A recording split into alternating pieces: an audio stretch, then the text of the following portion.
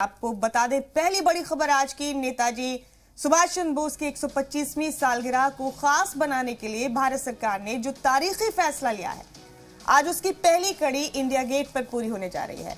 आज वजीर आजम मोदी आजाद हिंद फौज के बानी नेताजी सुभाष चंद्र बोस की होलोग्राम मुजस्समे की नकाब कुशाई करेंगे। 21 जनवरी को वजीर आजम मोदी ने खुद अहले वतन को इसकी जानकारी दी थी। और आज की दूसरी बड़ी खबर बता दें आपको, 26 जनवरी को मुल्क अपना 73वां यौम जमहूरिया मनाएगा। यौम जमहूरिया तकरीब को लेकर इस बार कई तब्दीलियां की गई हैं। इस साल 29 जनवरी को होने वाले बीटिंग द रिट्रीट तकरीब में महात्मा गांधी के पसंदीदा धुन अबाइड विद मी सुनाई नहीं देगी। तकरीब में बजाई जाने वाली धुनों की फेहरिस्त से अबाइड विद मी धुन को हटा दिया गया है।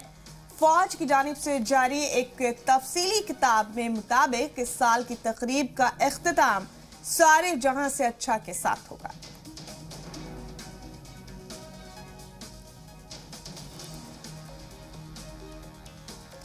और आज की तीसरी बड़ी खबर दे दें आपको, इंतखाबी कमीशन ने 5 रियासतों में होने जा रहे सामने इंतखाबात को लेकर सनीचर को एक बैठक की।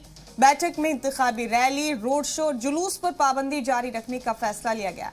इंतखाबी कमीशन ने कोरोना इन्फेक्शन के और कोरोना वैक्सीन के हालात को देखते हुए फिलहाल इंतखाबी रैलियों में पाबंदी को आगे बढ़ाने का फैसला किया है, जिसे 31 जनवरी तक बढ़ा दिया गया है। इंतखाबी कमीशन के मुताबिक पहले मरहले के इंतखाब के लिए 28 जनवरी से और दूसरे मरहले के इंतखाब के लिए 1 फरवरी से कुछ ढील दी जाएगी। घर घर तशहीर करने के लिए 5 लोगों की जो हद पहले तय की गई थी, अब उसे बढ़ाकर 10 कर दिया गया है। इतना ही नहीं, कोरोना ज़ाब्तों का ख्याल रखते हुए खुली जगहों पर वीडियो वैन ले जाने की भी इजाजत दी गई। और आज की चौथी और अहम खबर दे दें आपको, केपटाउन से ये बड़ी खबर है, जहां जनूबी अफ्रीका आज वनडे सीरीज में क्लीन स्वीप के इरादे से मैदान में उतरेगी। वहीं भारत शर्मनाक सीरीज के हार के खतरे को टालने और जीत के साथ दौरा खत्म करने की कोशिश करेगा। भारत और जनूबी अफ्रीका के बीच खेली जा रही वनडे सीरीज का तीसरा और आखिरी मुकाबला आज केपटाउन में खेला जाएगा। भारतीय वक्त के मुताबिक दोपहर 2 बजे दोनों टीम वनडे सीरीज में आखिरी बार आमने सामने होंगी। पहले 2 मैचों में जीत दर्ज कर मेजबान टीम ने पहले ही सीरीज अपने नाम कर ली है।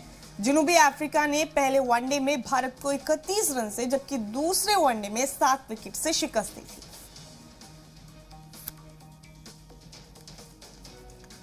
और आज की 5वीं बड़ी खबर यह है कि तालिबान के कब्जे के बाद अफगानिस्तान में लड़कियों की तालीम के साथ ही रोजगार और कारोबार से जुड़ी खवातीन भी बुरी तरह मुतासिर हो रही हैं।